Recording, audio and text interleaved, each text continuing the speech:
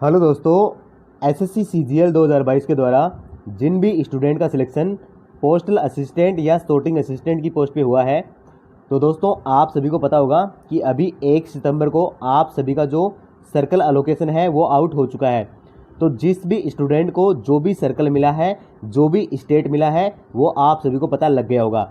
अभी आपको क्या करना है कि अभी 5 सितंबर से लेकर 19 सितंबर तक आप सभी को भरना है आपका कार्डर या फिर डिवीजन अलोकेशन आपको भरना है। और ये भी सब आपको जो भी आपकी प्रोसेस है वो पूरी की पूरी ऑनलाइन प्रोसेस है। जिस टाइम पे आपने सर्कल अलोकेशन भरा था उसी वेबसाइट पे आपको ये भरना है और उसी तरीके से आपको भरना है।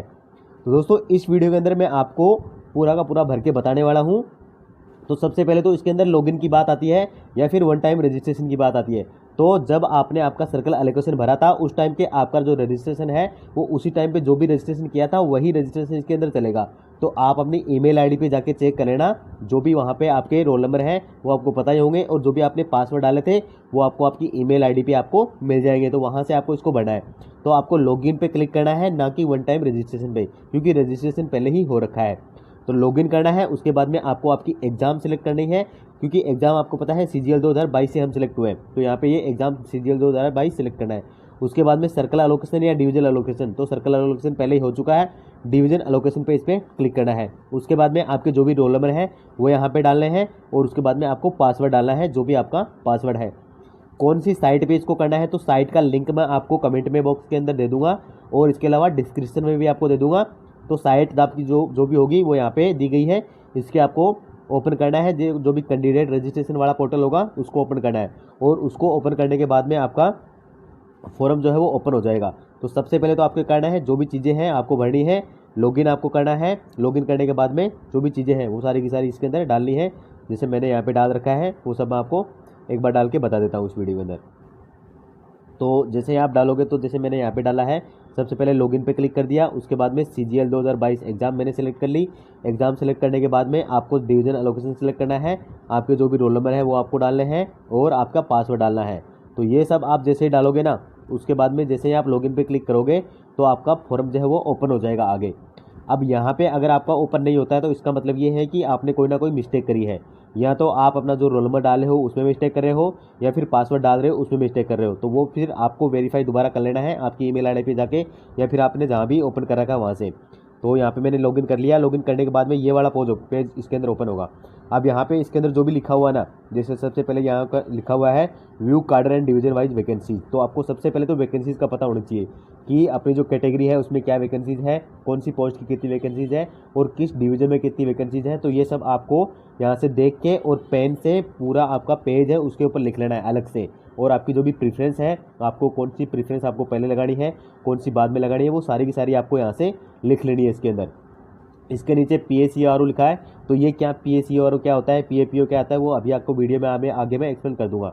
कार्डर प्रेफरेंस आपको क्या होती है, कैसे आपको डिवीजन सेलेक्ट करना है, कैसे आपको आपका डिवीजन है वो प्रेफरेंस देनी है, सारी की सारी वो अभी आपको वीडियो में आगे देखने को मिल जाएगा। सब कुछ मैंने डिटेल में इसके अंदर बताया है। तो सबसे पहले तो आपको वैकेंसीज पे देखना है। तो वैकेंसीज वाला इस पर आप क्लिक करोगे तो क्लिक करते ही आपके पास ये वाला पेज खुल जाएगा।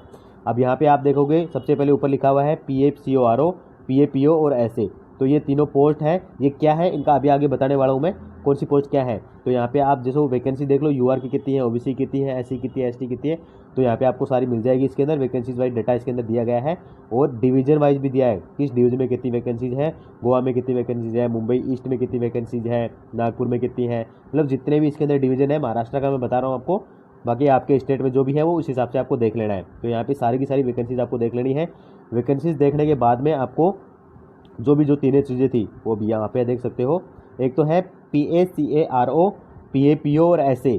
ये तीनों चीज़ें क्या है, तो दोस्तों इन सब की फुल फॉर्म क्या है। तो PACARO है पोस्टल असिस्टेंट इन आपका जो भी सर्कल ऑफिस है या फिर जो भी रीजनल ऑफिस है उसके अंदर। तो PACARO postal assistant in circle office या रीजनल ऑफिस। और जो PAPO होता है वो postal assistant in postal office, और ऐसे आपका sorting असिस्टेंट होता है। वर्क प्रोफाइल थोड़ी सी बता देता हूँ, क्योंकि इसके अंदर भी आपको तीनों को सेलेक्ट करना है।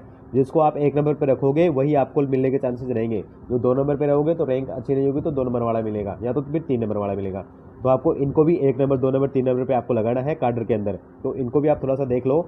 तो जो PACARO होता है ना, उसके अंदर क्या होता है, जो भी आपका कैपिटल होता है या जो भी बिग सिटी होती है वहाँ पे आपका ऑफिस होता है, और ये मुश्किल से 1 या 2 ही होता है, क्योंकि आपका जो भी सर्कल होगा उस सर्कल का मुश्किल से 1 या 2 रीजनल ऑफिस होते हैं, तो वहीं पे आपकी मतलब इसके अंदर लोकेशन होती है। तो और इसके अंदर जो होती है वो 5 डे वीक होता है, और थोड़ा सा वर्कलोड ज़्यादा होता है, क्योंकि 5 दिन का वीक है तो थोड़ा सा वर्कलोड इसके अंदर ज़्यादा होगा। पब्लिक डीलिंग PACRO के अंदर नहीं होती है, क्योंकि वहाँ पे कोई भी पब्लिक डीलिंग नहीं होती है। पब्लिक डीलिंग जो होती है वो PAPO के अंदर आपकी होती है। और इसके अलावा इसके अंदर ट्रांसफ़र कम है, क्योंकि आपको पता है मुश्किल से 1 या 2 रीजनल ऑफिस होंगे तो आपके ट्रांसफ़र काफ़ी कम होते हैं।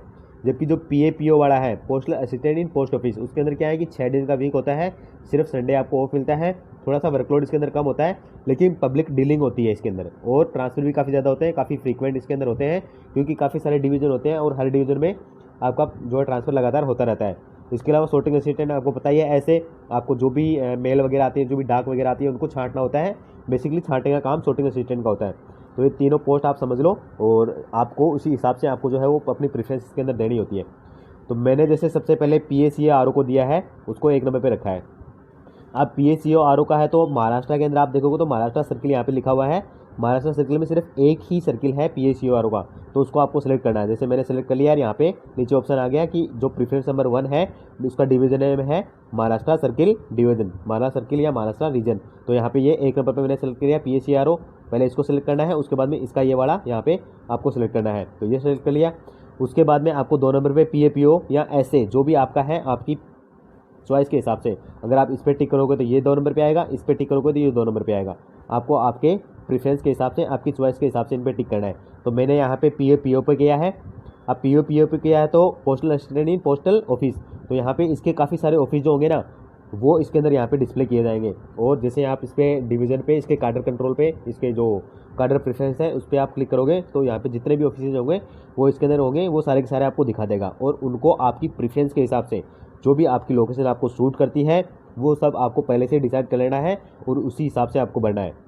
तो इसमें जितने भी दिए गए हैं, जैसे यहाँ पे गोवा डिवीज़न है, कोल्हापुर है, रत्नागिरी है, सांगली, या जितने भी डिवीज़न है, मुंबई के खुद के अंदर 3-4 डिवीज़न है, मुंबई ईस्ट, मुंबई नॉर्थ या नॉर्थ ईस्ट है, जितने भी डिवीज़न है वो सारे आपको देख लेने हैं। और आपकी प्रेफरेंस के हिसाब से, आपकी खुद की लोकेशन के हिसाब से आपको इन सबको सेलेक्ट करना है। जो जिसको आप पहले सेलेक्ट करोगे वो पहले ऐड होगा, और उसके बाद में उसको ऐड करते हुए आपको नीचे चलना है। और इसके अंदर आप ऐसा नहीं कर सकते कि सिर्फ 2-3 आप सेलेक्ट कर लिया और बाकी के छोड़ दिए।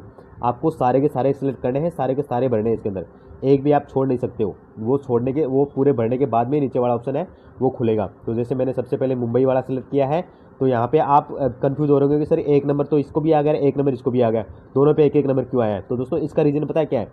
इसका रीज़न ये है कि जैसे 1 नंबर वाला यहाँ पे ये है PACRO मैंने भरा है, तो PACRO का जो फर्स्ट नंबर है वो यही है। अब इसके अंदर दूसरा कोई ऑप्शन ही नहीं है, तो ये सिर्फ इसका एक ही हो गया। इसके बाद में जो PAPO वाला है, तो PAPO का जो फर्स्ट चॉइस है वो है मैंने मुंबई सिटी ईस्ट नॉर्थ लिया है, तो उसका फिर सेकंड आ जाएगा, थर्ड आ जाएगा, फोर्थ आ जाएगा। तो PACRO के अंदर मुश्किल से 1 या 2 चॉइस होंगी, और बाकी के अंदर 1 से ज़्यादा चॉइस होंगी, 20 से भी ज़्यादा चॉइस होंगी, ऐसे मान लो आप। तो ये सारे के सारे रीजन आपको भरने हैं, यहाँ पे मैंने भर के दिखाए हुए भी हैं, आप देख लेना वीडियो के अंदर। आगे काफ़ी सारी लोकेशन है, वो सारी की सारी आपको सेलेक्ट करनी है। 1 number, 2 number, 3 number, 4 number, 5 number, वो सारी की सारी आपको सेलेक्ट करनी है। और सेलेक्ट करने के बाद में 1 नंबर पे आपने PACRO दे दिया, 2 नंबर पे PAPA की जितनी भी पोस्ट थी वो आपने सारी भर दी। सारी भरने के बाद में ही आप 3 नंबर वाला, जो भी आप ऐसे वाला भरते हो या फिर ऐसे को पहले रखते हो तो PAPA वाला भरते हो, तो वो सारा आपको देख लेना है। डिवीज़न आपको ऐड करते हुए चलना है, जैसे मैंने यहाँ पे दिखा रखा है, नवी मुंबई, रेगाड़ है, वो सारे के सारे थाने डिवीज़न है, वो सारे के सारे आपको देखते हुए चलना है। सारे के सारे डिवीज़न ऐड करने के बाद में ही नया ऑप्शन खुलेगा, तो डिवीज़न ऐड कर लेना आप सारे के सारे। और डिवीज़न ऐड करने के बाद में जैसे 2 नंबर वाला पूरा का पूरा डिवीज़न ऐड हो जाएंगे ना PAPO के, उसके बाद में आपका sorting असिस्टेंट वाला है वो ओपन होगा, तो उसके बाद में ही वो ओपन होगा, उससे पहले ओपन नहीं होगा। तो ये सारे के सारे आप भर दिया। उसके बाद में जैसे sorting असिस्टेंट यहाँ पे ओपन हो गया, PAPO के जितने बने थे वो सब भर दिए। अब sorting असिस्टेंट यहाँ पे दिख रहा है, तो sorting असिस्टेंट के जितने भी हैं वो आपको भरने हैं। sorting असिस्टेंट के PAPO से थोड़े कम होते हैं रीजन, तो वो आपको देख लेना है, वो आपको भरने हैं। और उसकी भी चॉइस आपको आपके लोकेशन के हिसाब से आपको देख लेनी है।